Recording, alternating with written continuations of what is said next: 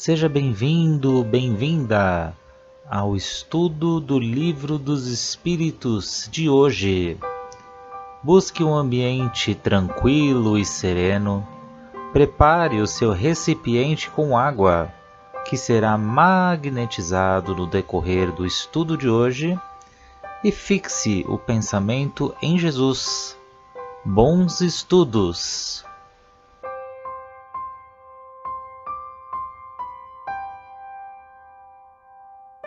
Olá a todos, sejam todos muito bem-vindos ao nosso grupo de estudos do Livro dos Espíritos. Estamos aqui reunidos mais uma vez para estudar esse livro base, onde vamos dar continuidade aí, onde estamos no livro segundo, o capítulo 4, que estamos falando da pluralidade das existências. E hoje nós vamos dar continuidade, que é o item 6, que fala do sexo nos espíritos. Então, assim, para começarmos os nossos estudos de hoje, vamos fazer a nossa prece de gratidão, gratidão ao nosso anjo da guarda, a nossa Maria Santíssima, a seu Filho, nosso Mestre Jesus, e a Deus, pela oportunidade de estarmos aqui reunidos, de estarmos aqui encarnados neste planeta Terra. E assim pedimos permissão a toda a equipe de Allan Kardec para adentrarmos aos estudos de hoje, rendendo graças a Deus. Cleide, você vai continuar para a gente aí, fazendo a 202? Sim, vamos lá. Continuando, né? Sexo nos espíritos, né? É, 202. Quando somos espíritos, preferimos encarnar num corpo de homem ou de mulher? A resposta: isso pouco importa ao espírito, depende das provas que ele tiver de sofrer. Aí o Kardec ele completa aqui, né? Os espíritos encarnam-se homens ou mulheres, porque não têm sexo. Como devem progredir em tudo, cada sexo, como cada posição social, oferece-lhes provas e deveres especiais e novas ocasiões de adquirir experiências. Aquele que fosse sempre homem só saberia o que sabem os homens. Bem explicativo, né? Esse complemento dele, né? Bom, mas a gente viu aqui que não importa o gênero, né? Se é homem, se é mulher, porque a gente já sabe que tudo é passageiro, né? É, tudo vai depender do aprendizado, né? O que vai diferenciar são as necessidades do espírito, né? O que vai determinar são as provas que ele vai vir fazer aqui, né? É, e a gente sabe que a espiritualidade amiga também ajuda a gente a direcionar, né? Olha, para essa prova que você vai fazer, é melhor você vir dessa forma, né? É melhor você vir de outra forma, né? A gente sempre sabe, né, que tem, como mãe, tem um tipo de aprendizado diferente de como homem, né? Principalmente naquela época, né? Mãe tinha um aprendizado bem diferente, né?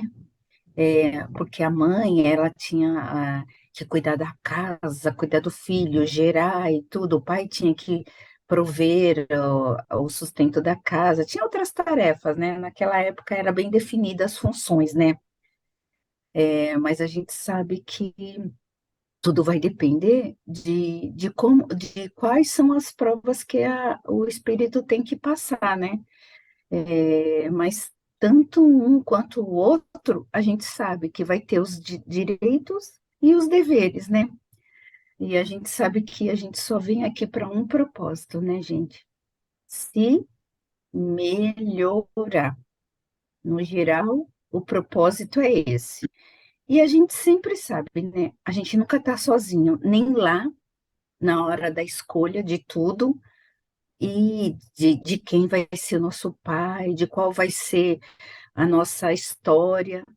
E, e nem aqui, a gente sabe que a gente também não está sozinho, a gente sempre tem ajuda, né?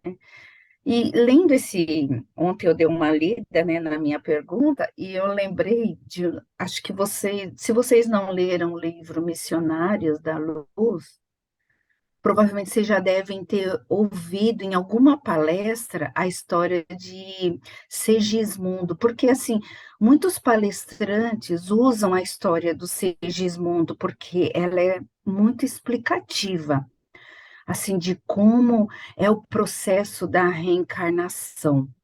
É uma história muito linda, vocês podem até jogar na internet e colocar assim, Missionários da Luz, Segismundo, porque assim, é ícone, porque assim, explica muito bem como é o processo, é, por que que ah, vai ser a mãe, por que que vai ser o pai, por que que ele vai ter que ser o filho, e tem toda a ajuda da espiritualidade, porque até quando a gente está como espírito, a gente tem os nossos medos, os nossos receios. Aí vem a espiritualidade, vem ajuda. Então, assim, a gente nunca está abandonado.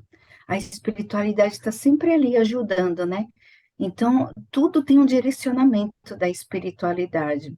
E aí eu lembrei que logo no começo, até fui buscar aqui no nosso livro, né, que a gente tem encarnação dos espíritos. E logo lá no começo, no capítulo 2 está falando qual a finalidade da encarnação dos espíritos. E assim, tem tudo a ver, até com a história do Segismundo, até com o que a gente está conversando tudo aqui agora, né? Que Deus, a resposta deles, né? Vou só ler um trechinho, que eu até grifei. Deus a impõe com o fim de levá-los à perfeição. Para uns é uma expiação, para outros uma missão, e para outros uma missão. Então, assim, a gente sabe que é necessário, né, a reencarnação, ou como expiação ou como missão. Então é isso. Então independe de ser homem, de ser mulher. O que vai depender é o que você vem para resgatar a sua missão ou a sua expiação, e tudo vai concorrer para agilizar, para ser mais fácil o processo. Só isso. Só completando o que você falou, né, da antiguidade, do papel do homem, da mulher. Ainda hoje você vê isso, né? Hum, Questão da paternidade, da maternidade, no Oriente, por exemplo. Então, um homem que tenha vivido aqui no Ocidente, nascer lá no Oriente como uma mulher deve ser bem complicado, com aquelas vestimentas todas, aqueles preconceitos todos, né, que existe. Então, até verdade, hoje isso prevalece ainda, né? Então, um vai aprender com o outro. Se ele com foi certeza. pai, ele vai ser mãe para aprender também, né? Dependendo de outras coisas que ele fez, né? Só Exato. completando. É isso mesmo que vocês comentaram. E essa lembrança que você trouxe, Cleide, da reencarnação do Segismundo, é muito interessante mesmo. Tanto que ela tem um teor tão educativo para que nos ensine, né, o propósito, a lei da reencarnação é muito lindo. Quem puder pode pesquisar no YouTube que vai ter vídeos curtos, né, explicando essa reencarnação dele, toda essa preparação e ver o trabalho da espiritualidade, amiga, é lindo demais, lindo, lindo, lindo, lindo, né? E Os Missionários da Luz foi o primeiro livro que eu li, então, da obra aí, né, de Kardec, de André Luiz, desculpa. Então, realmente fica bem marcada essa reencarnação. E o Espiritismo, ele nos explica muito esse processo de reencarnação e, por vezes, quando viemos num corpo de homem ou num corpo de mulher, porque a nossa essência como espírito, a gente já viu que a gente não perde, a gente traz. Você pode estar homem ou mulher, assim como vocês falaram. E a espiritualidade respondeu. Depende muito das provas. Então, quando o espírito errante, né, e lembrando, errante vem de erraticidade, e erraticidade é um período entre uma encarnação e outra. O espírito ele vai refletindo naquilo para sua melhoria, para sua evolução, porque a nossa evolução, ela nunca para. Então, ali a gente vai vendo com as provas que vamos ter na próxima reencarnação aqui, essas provações. Então, a gente vai já sendo direcionado até por nós mesmos, espíritos, se é melhor ver no corpo homem e de mulher. E isso tem toda uma equipe espiritual que nos acompanha. E aí é interessante a gente fazer essa reflexão. Por que que Jesus veio num corpo de homem? Por que que ele não veio num corpo de mulher? Porque olha só a missão de Jesus. Talvez se ele viesse no corpo de mulher, assim como vocês falaram dos preconceitos e tudo mais, Jesus, ele veio naquela época que a mulher, ela era colocada naquele lugarzinho que ela tinha que ficar. E ai dela se ela saísse, né? Então, se ele viesse no corpo de mulher, ele não ia conseguir colocar em prática aquilo que ele veio determinado a colocar. Então, ele veio no corpo de homem, que seria ali o acesso para aquela missão dele. Então, é interessante mesmo a gente pensar e pegar esse exemplo de Jesus, né? Você quer falar? Sim, você vê que, por exemplo, Simão Pedro, né? As mulheres não sentavam à mesa. Então, Jesus convidou a mulher de Simão Pedro a sentar à mesa. Então, ele já, né, já estava ensinando também, né? Verdade. Os sexos, né? Verdade. E também E tem nem a parte ela, da. né, ela fazia o alimento, mas não sentava à mesa. Né? E também tem a parte da Maria, né, a mãe de Jesus. Olha quanto foi importante a parte dela, mas, né, por muito tempo foi deixada de lado, né? Então a gente vê o quanto a mulher, Maria Madalena, também, né? Quanto ela foi importante para o grupo ali, né?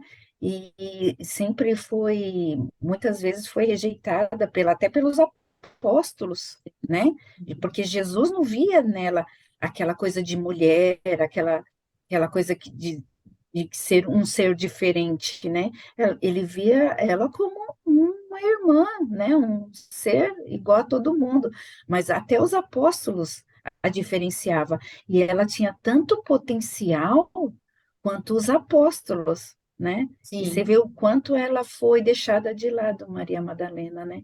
Então, se Inclusive, fosse, alfabetizou, né, todos pois eles. é, pois é, e às vezes, comparando ela, sem julgar, mas comparando ela com Judas, ela tinha mais índole do que Judas, embora ela tinha os problemas dela lá, né? E mesmo assim ela era execrada, né? Só Jesus mesmo que colocava ela e as outras, como você mesmo falou, Suzy, deu o exemplo, né? Que Jesus tentava igualar, né, as mulheres juntos, mas o resto tudo deixava de lado. Então não ia conseguir passar a mensagem se viesse uma mulher, por mais iluminada que fosse, né? De novo, bom, vocês falaram tudo já, né? Mas, de novo, pensando no nosso desenvolvimento, como o desenvolvimento de uma escola. Por exemplo, eu gosto de matemática. Se eu só estudar matemática, não estudar português, eu nunca vou sair da escola. Tem que passar pelo português, ciências, né? Então, você tem que estar bem em todas as matérias para poder evoluir. Verdade. Muito interessante. As asas, né, Gerson, que a gente aprendeu anteriormente, né? Você pode ser um Da gênio intelectualidade. você pode ser um gênio da matemática, mas se você não souber português, você não sai do primário. né? Não sai Um do depende primário. do outro, né? A lei do equilíbrio. É.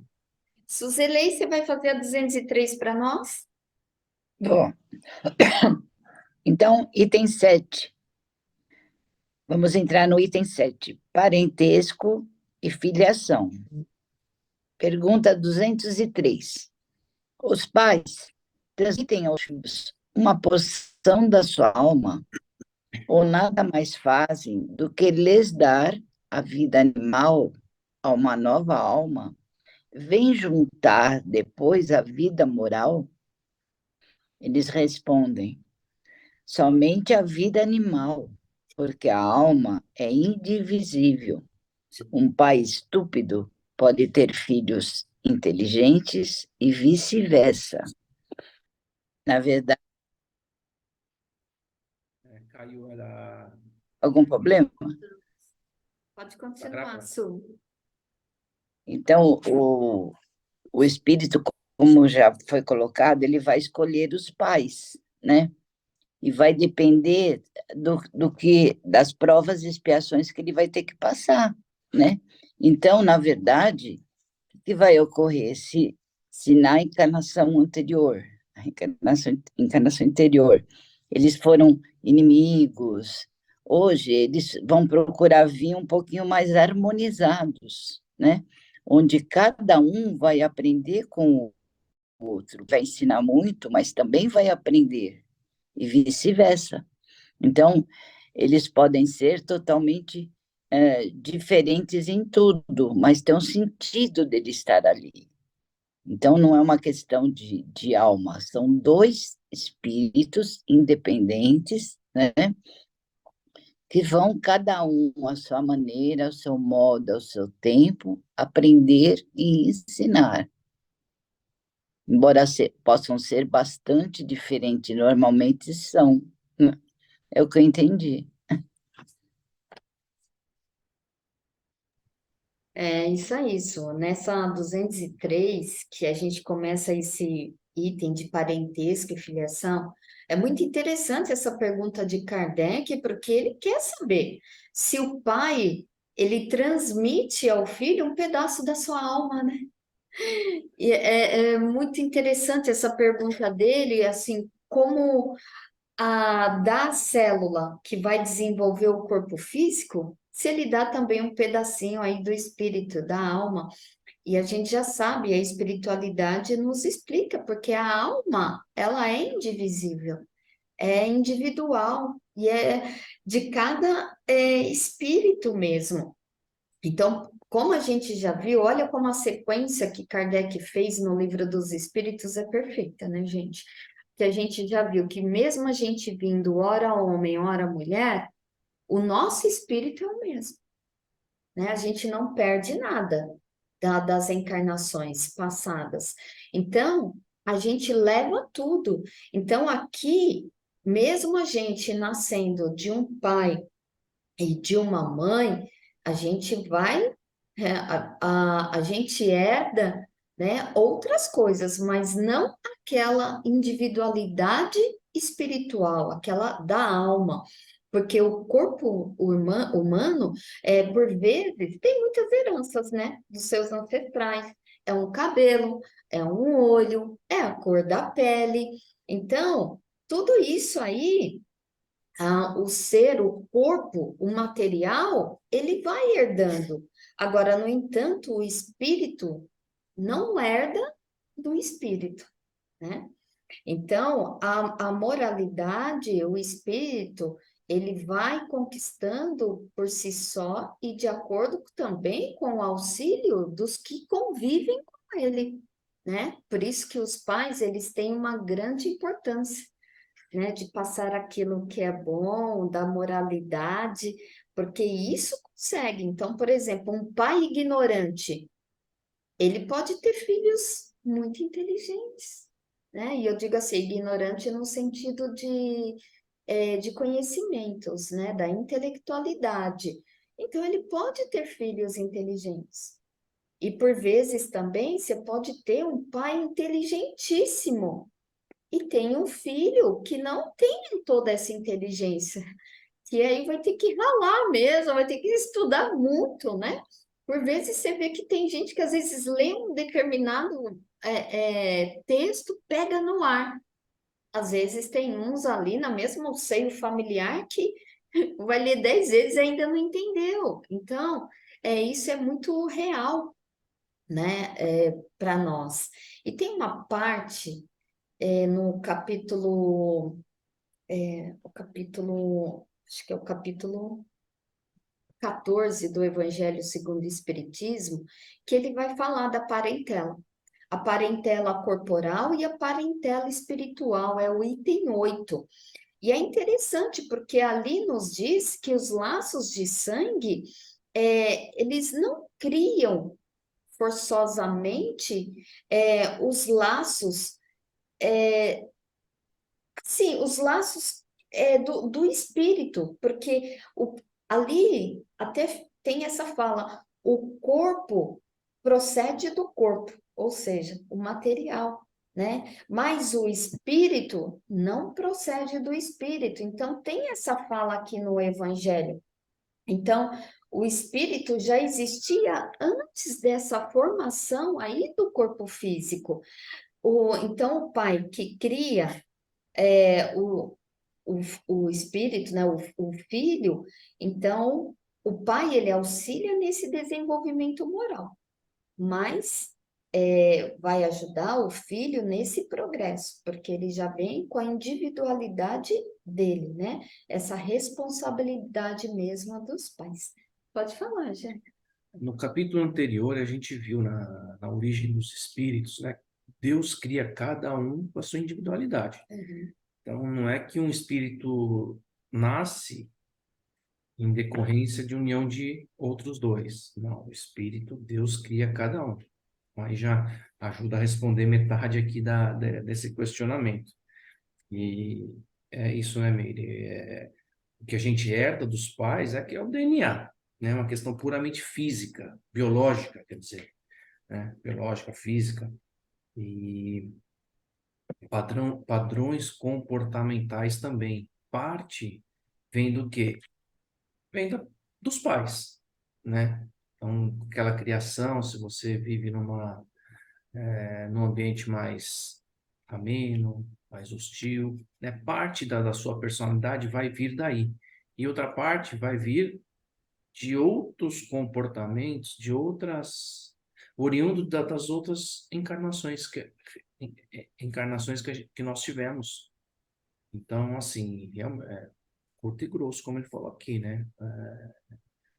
Os pais, a única coisa a única coisa não, né? É a herança biológica mesmo. Que a espiritual, não, a gente já vem desde o começo. Tivemos a origem ali, Deus criou a gente, o espírito, cada um separado de outro, independente de outro, quer dizer, e com o tempo vamos nos juntando, né? Vamos nos unindo de forma mais é, de, por afinidade, e aí surgem padrões de comportamento, Verdade. padrões físicos, Sim. mas a alma mesmo, o espírito mesmo, Hum. indivisível. Eu acho assim que também há muito ditado popular, né? Que as pessoas dizem, meu pai faleceu, levou um pedaço de mim, levou meu coração, o coração sempre ligado com a emoção, com a alma, né? Então, é muito comum a mãe que pede um filho, me levou junto, foi tudo de mim, então, incluindo a alma, né? Então, acho que essa pergunta é bem pertinente, né, da alma como uma coisa única, né, do espírito. Não existe essa divisão nenhuma, nenhuma partezinha você dá para o outro. Você até gostaria, mas não dá, né? Então, é uma coisa que vem enraizada no povo, né? Desde a antiguidade, né? Diziam assim. A mãe carrega o filho, então é uma parte dela, come por dois, né? Tudo aquilo soma tudo e acha que também a alma se divide, né? Coisa que não acontece. É. Bem lembrada essa frase, tem tanto significado aí para ressignificar, né? Tudo isso. É, Então, podemos ir para 204, Su? sim. Desde que tivemos muitas existências, o parentesco remonta às anteriores? Resposta: não poderia ser de outra maneira. A sucessão das existências corpóreas estabelece entre os espíritos liames que remontam a existências anteriores. Disso decorre, frequentemente, as causas das simpatias entre vós e alguns espíritos que vos parece estranho. Então, essa questão ela é bem ampla, né?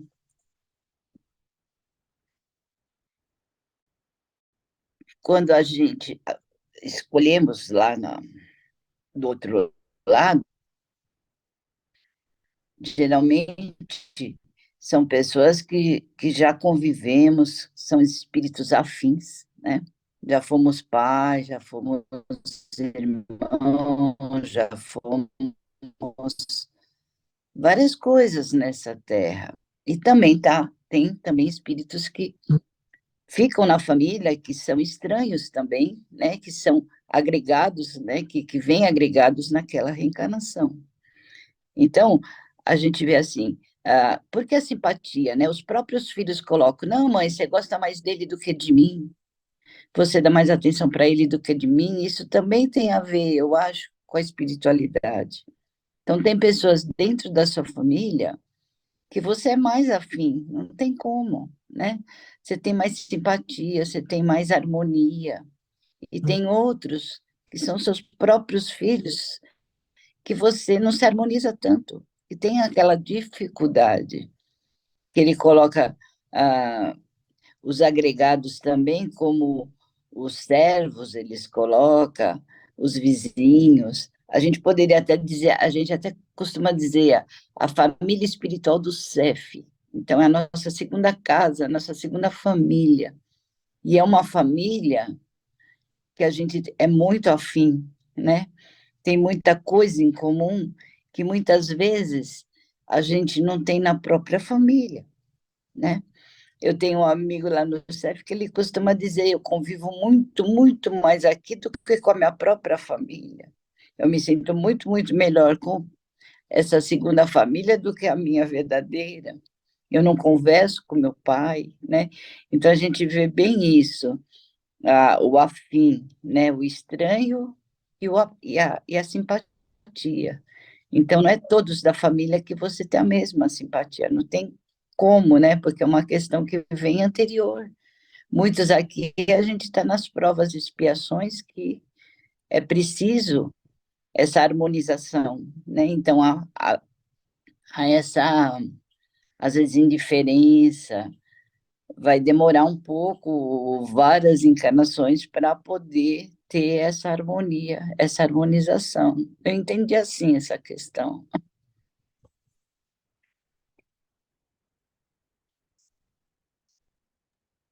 Eu acho importante esse retorno, se manter no mesmo ciclo, né? Porque para o nosso desenvolvimento, nós temos que inverter os papéis. Ora a gente é pai de um, depois a gente é filho desse um. E por que permanecer no mesmo ciclo? Porque a gente temos que ajudar os outros demais a vencer e precisamos ser ajudados também. Então, todas as dificuldades que existem, nós estamos interligados por afinidade, a gente acaba se desenvolvendo e, ajudando os outros e se ajudando também. Então, eu acho que faz total sentido a gente estar sempre no mesmo círculo familiar. E aqui é interessante essa questão, né, Suzilene? Porque ele fala, né? Se a gente tem aí várias reencarnações, várias vidas, né? Como que fica, né? Quando a gente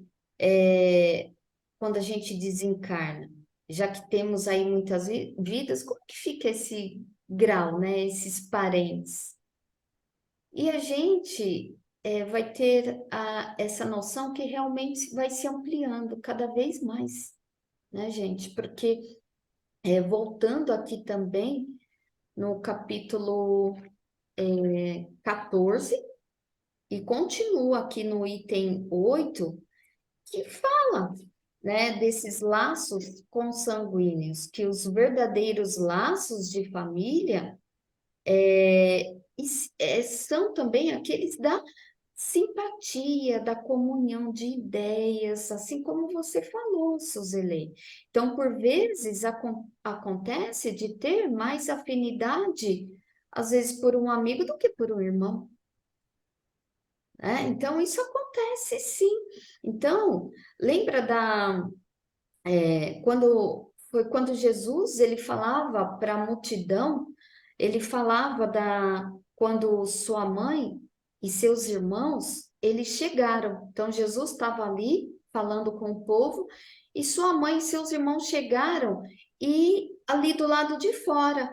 E alguém veio dizer para Jesus: tua mãe e teus irmãos estão lá fora e querem falar contigo. Não sei se vocês vão lembrar dessa passagem, né? E Jesus, o que Jesus disse? Jesus disse: aqui estão minha mãe e meus irmãos. Então, ele mostrou toda a multidão, porque todos nós somos irmãos, né? Todo mundo.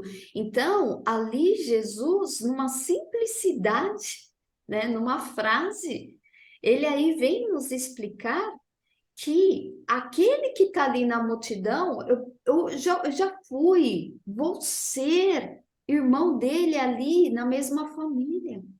Então, quando a gente desencarna, a gente tem uma família espiritual. Então, a gente vai ampliando. Então, respondendo aos discípulos, e Jesus, ele estendeu as mãos. E Jesus ainda completou: pois quem faz a vontade de meu Pai que estás nos céus, este é o meu irmão, minha irmã e minha mãe. Olha que coisa linda para a gente refletir em cima dessa questão que Kardec trouxe para nós. E o que você falou, Suzeli, que por vezes, né, não tem aquela afinidade, e aí vai acontecendo, né, aquele lado emocional de achar assim, minha mãe, meu pai, minha irmã, não sei quem, o meu amigo gosta mais de um do que de mim, né? E que isso acontece muito e frequentemente. Mas a gente vale lembrar que mesmo acontecendo isso, tudo que acontece, tudo que essas emoções, esses sentimentos, é para a gente ressignificar. E o que é ressignificar? Todos nós viemos aqui para nos melhorarmos e para aprender a amar. Então, o que eu posso fazer para aprender a amar aquele que me trata assim, daquele jeito? Né? Ver aquele outro como aceitação, como tudo um processo evolutivo. E de que estamos aqui. Então, assim, hoje não vale mais, eu estou falando até por mim, não vale mais eu pensar e falar assim, tudo bem, ele tem mais afinidade pelo outro do que por mim, não tem problema, eu vou sentar e me lamentar e tá tudo certo. Eu continuo, e continuo trabalhando esse amor, né? Porque o amor, gente, é aprendizado também. A gente aprende a amar. A gente já não nasceu amando aí todo mundo, não. Então a gente vai aprendendo a amar. E como é que a gente aprende a amar? Entender o outro, né? Então, entender o outro não significa que a gente aceita exatamente o outro como ele é, mas é olhar que cada um está no seu grau evolutivo. Mas eu tenho esse ponto de vista e vou me trabalhar. Você tem o seu ponto de vista e vai se trabalhar. Se você não percebeu isso ainda, mais grande, pode perceber. E olha só, gente, tem 3 minutinhos. Alguém mais gostaria de comentar essa questão? Como rende, que beleza. Faz lembrar também aquela parábola do filho, né, que reivindica a fortuna e gasta tudo, né, e retorna, né, e o Filho pai o aceita pródigo. com amor, né, é um grande aprendizagem essa parábola também, né, Aham. entre pai e filho, só para fechar. E também, Meire, essas suas últimas palavras aí, cabe bem na oração que você pôs ontem, né? No nosso estudo, né? É, Da Vocês, serenidade. Serenidade. Que eu posso mudar, que eu tenho a sabedoria para mudar, o que eu não posso, que eu tenho a sabedoria para entender, e que também tenho a sabedoria para discernir uma coisa da outra, né? Porque tudo faz parte do nosso crescimento. E como a gente viu aí, fazendo uma síntese de tudo que foi falado aí, é, é individual, independente do pai, mãe, irmãos, o nosso crescimento é individual. Então a gente tem que focar nisso, né? Se melhorar, trabalhar o que a gente tem para ser trabalhado na gente mesmo, né? Embora a gente tenha a nossa família, né? Família espiritual, mas todo o nosso processo e crescimento é nosso, é individual e só vai se dar através do nosso esforço. Isso mesmo, Cleide. Olha o Noah aí chegando, né? Vai e volta, vai e Ah, tchau. volta. É. Então, que gente, que fiquemos com a luz de Jesus em nossos corações, em os nossos lares, e gratidão a toda a espiritualidade amiga, a todo o nosso grupo aqui e a todos que vão nos acompanhar aí pelo canal do YouTube, do Facebook do CEF, por essa oportunidade de estudo e de externar essas nossas reflexões com mais e mais corações. Que tenhamos uma excelente semana e até semana que vem com fé em Deus.